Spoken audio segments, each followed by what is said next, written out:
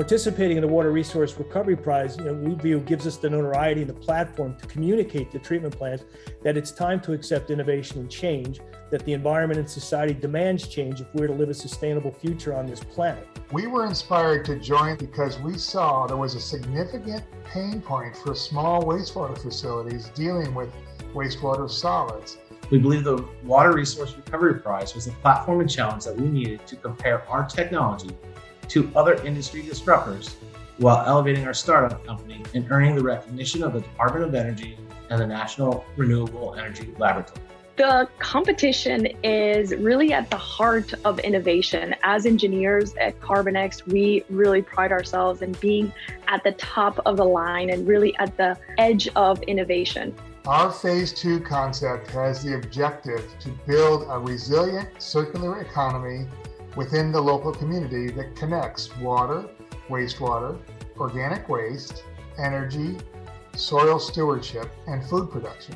So in Phase 2, the goal is really to take the same technology, the same piece of material, and implement it in a more modular phase. We have partnered up with Ramona's San Vicente wastewater treatment plant, and we propose to implement our low temperature distillation or LTDIS technology and recover the fresh water that was destined for disposal. We are actually going to triple the amount of reusable water recovered, and this results in a 90% reduction of wastewater volumes, as well as an 80 to 90% reduction in truck traffic and associated cost. What we are seeing in the market is a new paradigm on how we can be more cost-effectively and more efficient in keeping our drinking water clean.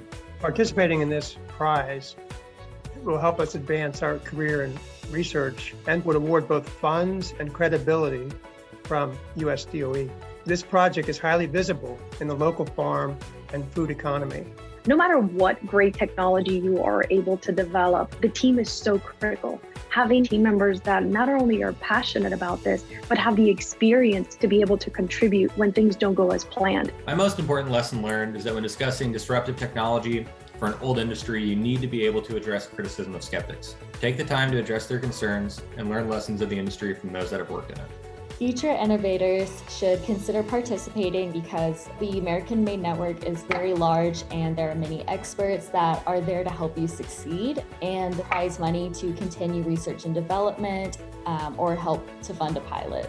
On a grand level, I'd quote Nike and just say, just do it. Be bold and unapologetic on how you see the world. I think the team is really the blood and the excitement behind our project and our technology, and we're super excited to be able to continue. There's so many really good ideas out there that get stuck, between the applied research and getting actual into commercialization and out into the field. So I think these programs are helping facilitate that, and it's been very helpful.